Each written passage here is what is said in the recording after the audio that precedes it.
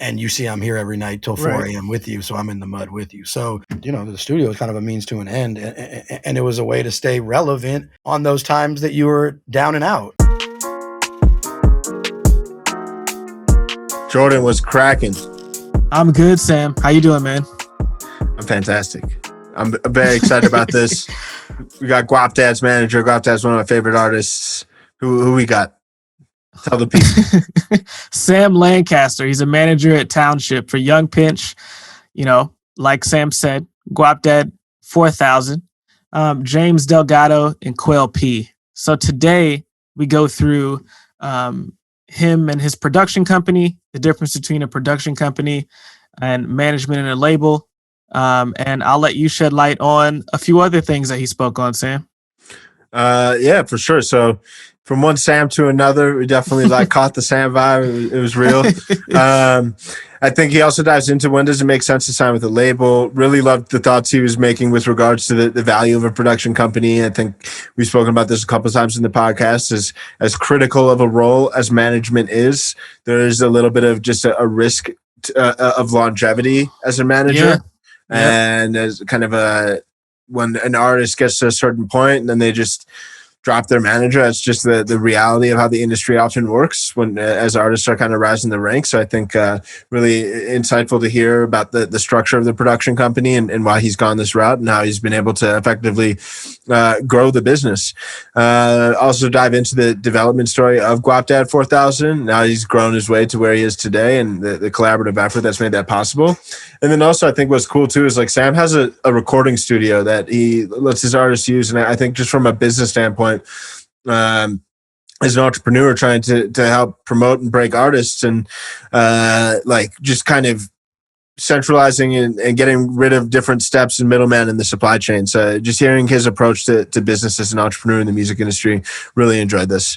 So not going to talk, Sam's done for now, but we're going to tune into to Sam Lancaster. So without any further ado, let's get into it. Sam, what's good, bro? How you feeling today? I'm good. How you guys doing? Good, man. Good to have you on the podcast. It's been a long time coming out here, so glad to finally have you on. Yes, thank you for having me. I was nervous doing these kind of things, and then the cherry got popped recently, so I felt like I owed Sam me reaching back out, so he didn't think I was just a fucking asshole. So.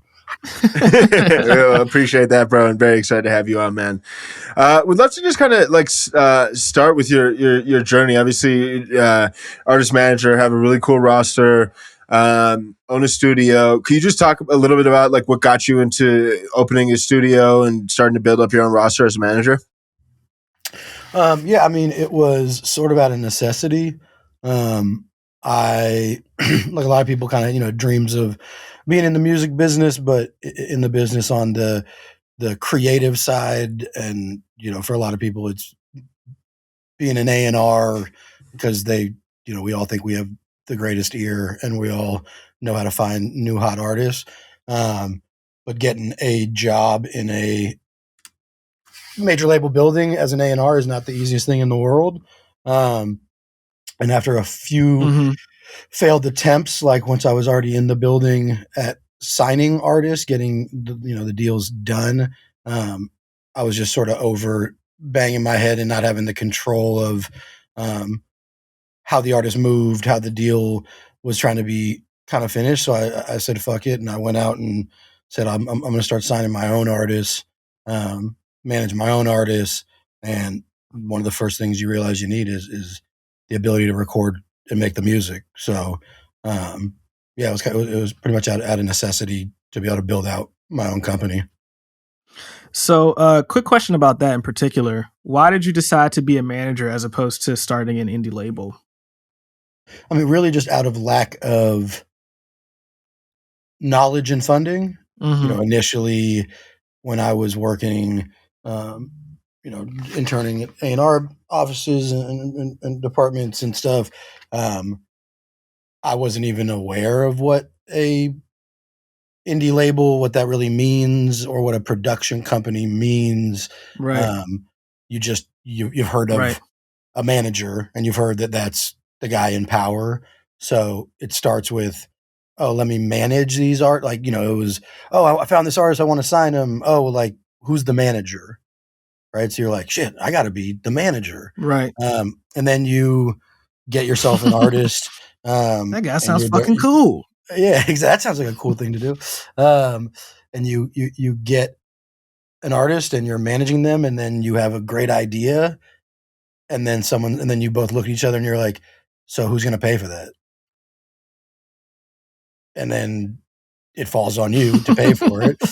And then very quickly you start to learn, like, wait, so, and then that's when you have the realization of, like, oh, a large part of what labels are is the bank. So if I'm putting up the money, Yeah. I need to be a label too. And that's then when Twnshp, the production company, started. Yeah, yeah. When you talk about kind of the notion of a production company, I mean, it's definitely something. I mean, it almost acts a bit like a hybrid between a label and management company. Can you speak from your perspective, just kind of like defining the typical structure of a production company? I think it's something we actually haven't really dove into much to in the podcast, but think it is a really interesting, unique model. So preface, I'm not an attorney. I don't claim to be an attorney, and Yeah, there's a reason I pay for attorneys. But from a layman perspective, like, I think there's sort of the old school concept of a production company, which was, and back when there wasn't computers and when artists had, full bands and production and producers and all these elements that were needed to even get you to the point of having a demo to shop to a major label. So I think kind of the initial thing for production companies was they were the kind of like the stop to get you packaged to then walk you into a major label to then get the full funding and push and power and team to make it happen. I think what we're starting to see more and more, and what my company is there's some gray area between a production company and an indie label, because it does start to be like, what's the difference? Which is, hey, here's the check box. Here's the list with all the check boxes of what a major label is going to want to see, right? And I can help you and provide that knowledge, experience, hands-on hourly work of development, and financial backing to start checking these boxes off. And then I think, sort of to a degree, what nowadays and what I am is good enough. The artist is good enough. You got the resources enough. Before you know it, like, enough boxes are checked where with online distribution now things are moving. So now we're an independent label. We're now actually releasing this music to the public that we've created here in this production deal. So it's kind of, so yeah. So I think it used to be sort of a place to get you packaged up and looking shiny and put the bow on you to then walk you into a building to get the money from them, and for like them an incubator. like an incubator, and then them release the music, them market the music. I think more and more now with the abilities of the internet and, certain guys, the TDEs of the world, the QCs of the world, the LVRNs of the world, like, people in their teams just turned into being the label as well. And so then you're kind of now, I think that period of time that a production company can be useful has sort of just extended, right? It used to be kind of like, you get in here, we're not doing shit, but we're getting it ready, and then we're going to a major, and if it don't work, we're out of here. Whereas now it's like, let's get things going, and as it's going, if somebody from a major label or another partner wants to come in, we can then strike a deal. But if not, the train's already left the station. You know what I mean? Right. So what are some things on that checklist that you think you look for? The first thing is, and although nowadays it's starting to get a little bit moved around in regards to first, but it's the music, right? So Right. making dope shit, right? Like things people actually want to listen to. And in that process, right, like there is some level, at least for me, not all people, but of like skill that goes into making music. So getting better producers or picking better beats, writing better Right. songs, structuring better songs, mixing better records. Have you ever mastered a record? Right. Then kind of A&Ring that process, Right. right? Like what songs are we putting out? What songs are we not going to put out? And then that goes into, those all, how are we going to market the records? Are we shooting music videos to these? What's the cover art look like? And then for me, what I'm big on is all that is directed by the brand of the artist, right? So for me, I'm not signing an artist if I don't have a very good idea of like who this artist could be in regards to a brand, Right. because that's going to then tell you who the potential fans are, which is then going to tell you how to market to them, which then tells Right. you what songs you should be picking, and so on and so forth. I love that. I'm also curious too, like as you've continued to grow the business and evolve to serve your artists in these different ways, like when did you make the decision to also open up a studio? Because I think a lot of like magic happens in the studio. I think for you to have like no cost, like to be able to just provide that as a service to your clients, big value add, kind of streamline owns a lot of like the supply chain process, if you will. Like when did you make the decision to open up a studio, and like how much of an impact do you feel it's actually had as you've continued to grow the business? So it was pretty early on. So I mean, when I left Warner in the Atlantic system over 10 years ago, whatever, I managed an artist, the first artist, and that was probably a 6 month. It was a little longer than that, but about six. Let's call it 6 to 9 months of me. It was probably fucking longer than that. So it's probably a year of me working with him, and because I'm an idea guy as a manager, right? This is the other backwards thing. Like people want managers, but like, what do you have to manage, right? And so like that's also where the production company came in, right? Because it was, oh, cool, you have this one song that you randomly made and that's starting to pick up some traction. Well, we should shoot a music video to it. I got some great ideas for music videos, and I know some great directors. Okay, who's paying for it? Oh shit, you don't have any money. This has got to work for me because I'm trying to make a career out of this. I need a win. I'll front the money for that. Oh man, we should really get some more beats and some more records together. Oh, who's paying for that? I'll front the money for that. You need to record those songs. Okay, I'll find a buddy who has a studio. I'll pay for that. We need to mix the song. Oh, I'll pay for that. And then an artist gets his first check for $300 to perform at some nightclub, and you're like, cool, man. So like, I need my $40. I need my $60 from that. And they're like, oh no, man, like I'm gonna just keep that for myself, right? And you're like, what about the thousands of dollars I've already spent to get you to the point to make a $300 check?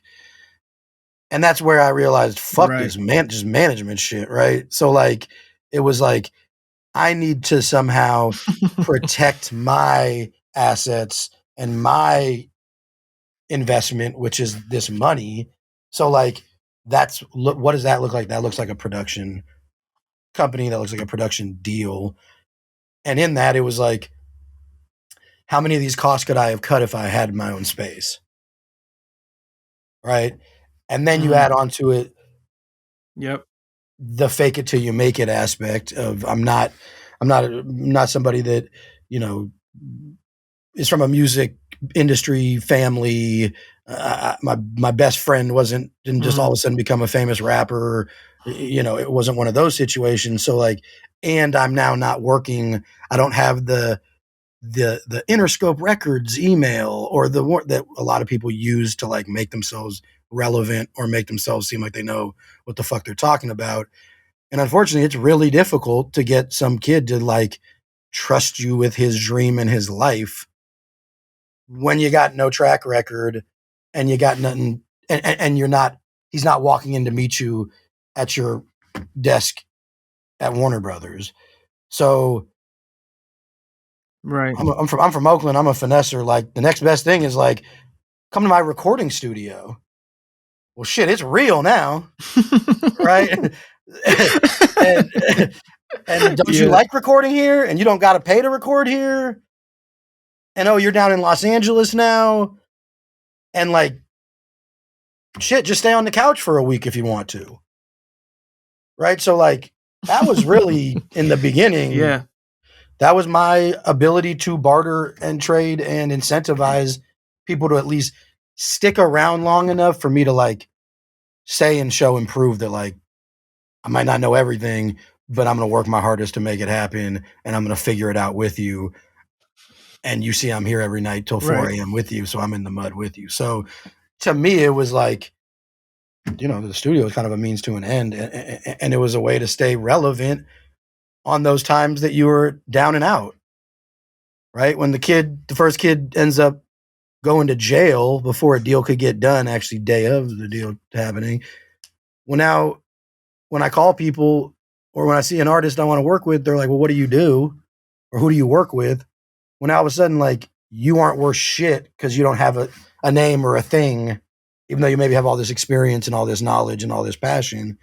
Well, the studio is what kind of, in the beginning, kept me afloat from in the times that I didn't really have anything going on at the moment. Yeah. No, I love that too. And I mean, I think between evolving from management into production, into more production model, I think having the studio, I think that's good too. Cause I mean, I think that's, like management is a competitive space. There's a lot of artists, a lot of random managers that are spinning their wheels, not necessarily making anything. Also, like you often see that like artists really start to make significant waves, and then right then is when they decide they want to drop their manager and level up. But I think like, and now if that manager was in a position like you had mentioned where there were like significant investments that were being made, it's like, you're kind of out of luck at that point. So I think it's also just I think the incentives are actually aligned a little bit more because there actually is an ability to kind of create more of that investment into the project rather than just trying to like live solely off the earnings up front, which might be super low. So I think super excited to see. Totally. When it comes to like, I'm very curious. You mentioned that you yourself are a finesser. You represent the scam god himself, Guapdad 4000. Can you speak to like how that relationship came about and how you ended up signing him or coming together to work together? Yeah, so Guap's from Oakland. I'm from Oakland. And although I didn't know, he's quite a bit younger than I am, but so I didn't like know him personally growing up. But through those connections, a close friend of mine, Chris Simmons, who is a very talented video director and editor, who had always kind of, once again, from those early stages, was somebody who like bought in on what I was selling, right? Which was, I don't got a lot of money to pay you for stuff, but like what I do is tight, and I'm super hands-on, and I'll hold the light, and I'll convince my wife to let us use the apartment if we need an apartment for the video, but like, I just need you to help me and let's grow together. And so Chris shot a lot of, really all the music videos for most of my artists. And he one day came to me and was like, kind of like, yo, I got a buddy from Oakland, super fly guy, he's a scammer, he's got a bunch of money, like he wants to rent a studio, like you should let him rent the studio and you can kind of charge him whatever you want. And I was like, oh, okay, cool, that sounds good. And I'm like, what, they do music or whatever? He's like, yeah, I mean, he says he does music, but like really they're just like going on scam trips to Arizona, and so they stop in LA, and instead of getting a hotel, they think it's easier to like fuck girls if girls think they're rappers, so they'd rather pay and stay at a studio than stay at a hotel for the night.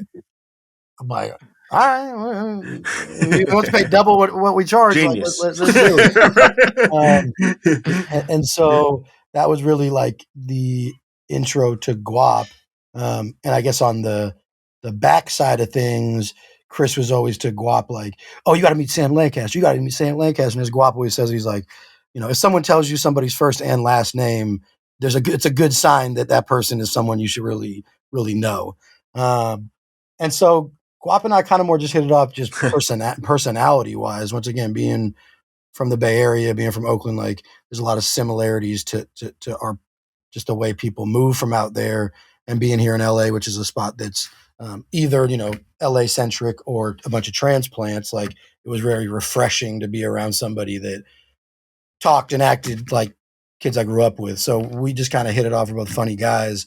And at that time I was, young Pinch, another artist of mine, was like starting to kind of bubble, and we were touring and whatnot. And then, I think just me being a good guy and being honest with Guap, and always being really interested in kind of who he was as a person, and sort of like this extra element of the scam culture and everything he was doing.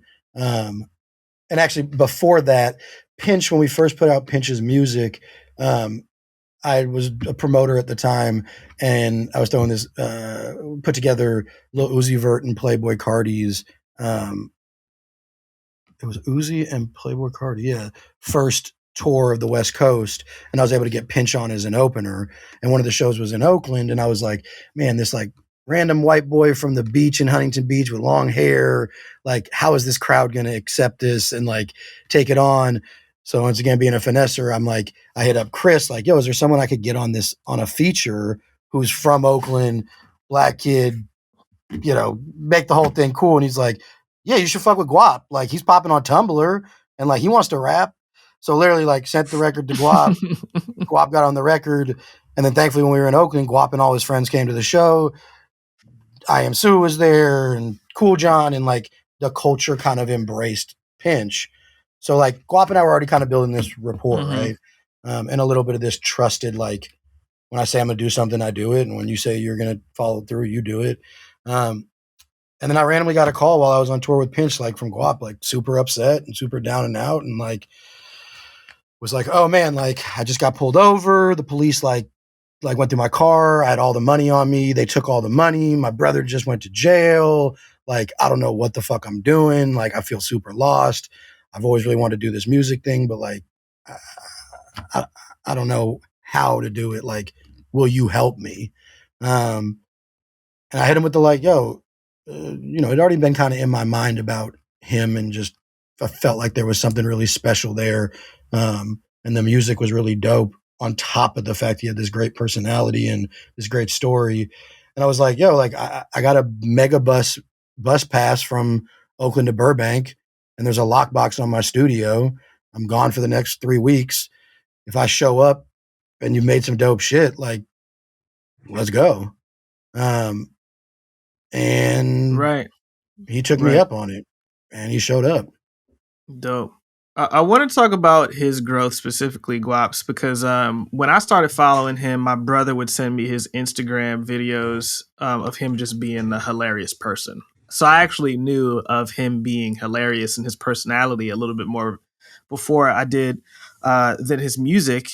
Fast forward a couple years later, he's on the Dreamville album and crushes it. And now he's in rooms with people, Smino, all these people that you would consider the next frontier of the hip hop world.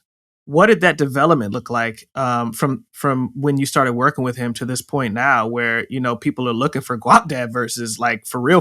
You know what I mean? The interesting part about that was, back to,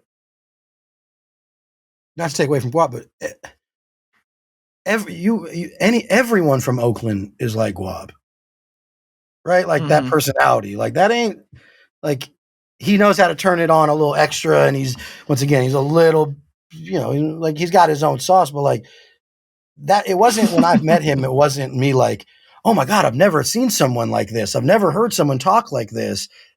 And then, man, maybe I could have him start making records, right? Like, it was me seeing him on Instagram rapping this song that's actually was his first song. We had to put it out, called Scam Boy, that he had produced. And I was like, damn, this is like a Mac Dre, new age Mac Dre type beat with like a Mace Diddy flow. And he's spitting, and it's all like, it was music, right? It was like, oh, this dude is talented as a artist, right? It was just, I underestimated that the world hasn't really been accustomed to Oakland like that, right? We're such a closed off right community. So with the abilities of Instagram and stuff, it was like, I mean, literally we're on tour and I wake up one morning and Snoop Dogg has posted Guap just sitting in the parking lot outside the door of my studio, hung over. Like, man, I'm addicted to sex and tacos and Pokemon and scamming and whatever. And like the shit just went viral. Right. And so all of a sudden I show up and the dude has like 40,000 followers on Instagram and everyone famous is in his DMs like, come party with us, come kick it, you're hella funny, da-da-da. And I was like, dope. But I'm not a manager of comedians and that's not why you're here. And we need people to understand the music.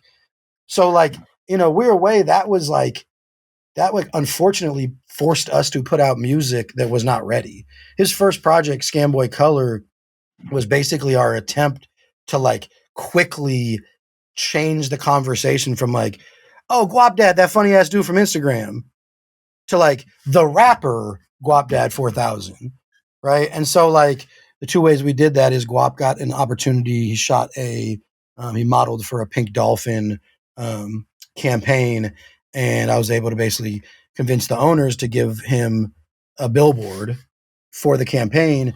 But within that, they needed to put his album, his mixtape on the billboard, right? And so literally it was like within a week, it was like, you're about to have a billboard up on Fairfax for a month with you on it.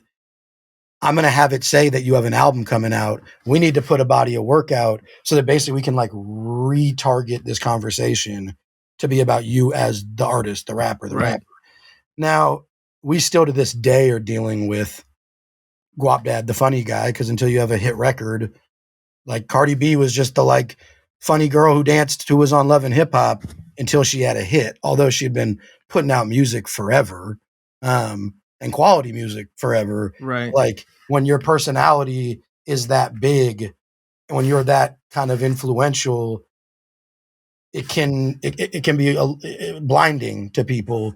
So I can't totally remember what your question was, but no, it was just about his development and what that looked like, kind of going from exactly what you were talking about, being, the funny guy to, he's spitting. And obviously that talent, I'm sure a lot of it was always there. I'm sure there has been, musical growth, but I would say in terms of the branding, there has been like a sort of shift as well to where those two kind of coexist, as opposed to it just being like, oh, look at this person, he's funny on Instagram and saying he loves sex and tacos. You know what I mean? And kind of what that development looked like, Yeah, and he, there was definitely things like, it was putting him in the right places for him to then finesse the opportunities, right? So, right, Pinch is performing at Rolling Loud or Day and Night or whatever. Like, Guap, you're gonna come and like, here's the 2 bottles of Hennessy from the rider. Like, work this backstage, and then before you know it, it's like Guap meets Buddy with a bottle of Hennessy, and it's like, you're the guy that, let's be friends. Well, then 2 days later, Buddy invites him to the studio to just drink alcohol and be the funny guy. And all of a sudden, Guap's in the booth cutting Shameless, the record off Buddy's album. And everyone's like, such a classic. Oh, wait, you rap? Oh, and you're raw?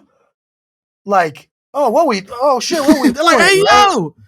Right. And it was getting him in with the right promoter so he can be at, I'm old as fuck, so I don't even remember what the LA nightclubs are at this point, but whatever nightclub, finessing his way into so-and-so's bottle service to then go to the after party to then freestyle in a circle of dudes kicking it. And everyone's like, oh shit, you right? Like, and so before you knew it, it just started stacking up where it was like the undertones in the music business was that guy Guap like really raps. And then here comes the Dreamville sessions and Guap was the last person to get the golden ticket. And I know he was the last person to get the golden ticket because the whole internet thought it was just a Guapdad scam, right? Of like, and then everyone started, and then everyone on the internet started doing the scam where they started posting their own yellow ticket, like they got invited, and it was like, no, he actually got invited. It's just that clearly it was a someone at the right time mentioned the right thing to Cole, to someone else, and they're like, shit, let him if he can come out, let him come out. And then when Guap showed up, 3 days later, he was on 70 records. Like legitimately, like just like whether it was him doing a talking on a record, him cutting a hook, him putting a verse, him do like, and then so it's like he struck when the iron was hot and made sure that any opportunity he had, he like fully took advantage of and used his humor and his personality to be non-threatening and get himself into the room, get himself into the conversation, and then deliver. That's love the depth and insight in that story, and super fantastic. And I think it plays well to the intangibles of his personality as well as his talent, which I think is a very important combination, because if you just over-index on one side or the other, it probably won't work that well. I think it's definitely come through, and he's definitely continued to use the personality and humor to his advantage. I feel like his content online is he's just got a very good like knack for that. Like the comedy comes through the screen and comes through well. In that vein, I'm curious, man, when you think about like as a production company that's kind of sitting in this like hybrid of like a label versus almost a quasi like indie label, like from your perspective, like when does it make sense to actually partner with the label? When you got a hit. And just he said next sign question. the single?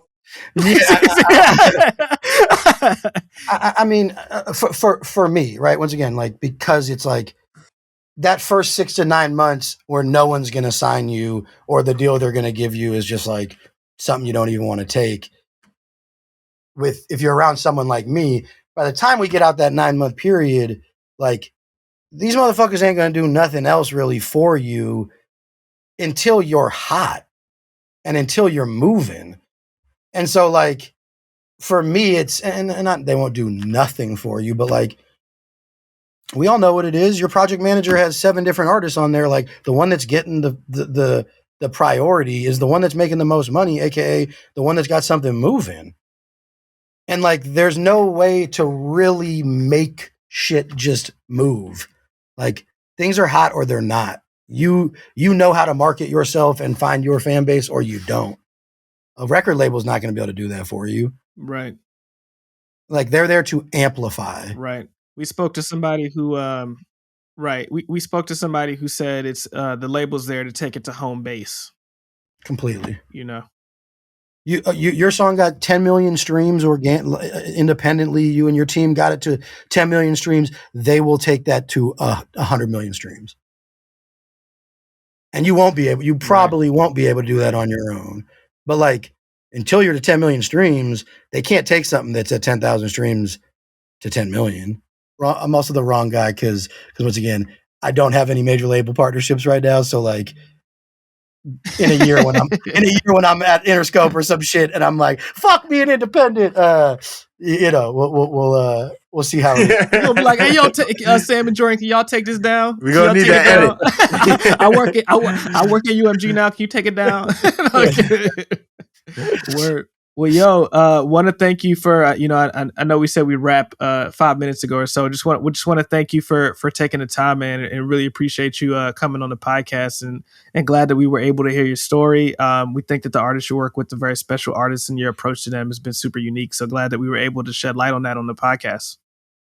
No, thank you guys so much for having me, and what you guys are doing is great, and it's as somebody who does watch your guys' content and other platforms and podcasts like you guys, like it is reassuring and informative, and I hope motherfuckers is listening and then aren't in the comments going, cap, that's cap. Like, motherfucker, if you don't take your 5 your weak ass freestyle somewhere else with that bullshit. But so I appreciate you guys. You guys are doing it right. Because that's what we do when people hit us in our DMs. Hey, yo, take that weak ass shit out of here. No kidding. Yeah, exactly. Cool, that's amazing. Well, thank you so much, Sam. We appreciate you, bro. Man, well, that was an incredible episode. Really enjoy hearing what Sam had to say. Love the model of a production company. I think if you're a manager or thinking about starting an indie label, I think like that's the perfect middle ground. I think you're protected and get a level of ownership long term. And are also able just to see a kind of clear return on any potential investments that you make. So loved him kind of peeling apart how the structure and how that really works. What did you like, Jordan? What stood out to you? Well, I think, at least in my perspective, like production companies, we kind of know generally what they're for, but I'm glad that he broke down the business of what a production company is, how it can provide value to an artist, and how it gives him more stability as a business person. It wasn't just, this is kind of generally what a production company is. We get into it, and we get into why it's smart to start one versus only having a management company. So that was one of my favorite parts about it, for sure. And just kind of get into his mind about some of the business decisions that he's made along the way and what that studio really did for him and finding new artists. I think it's all super relevant, and definitely it just provides another path that people can pay attention to get into the music industry and to get close to artists. 1000%. Well, as always, appreciate you guys for tuning in. We'll be back next week. Peace.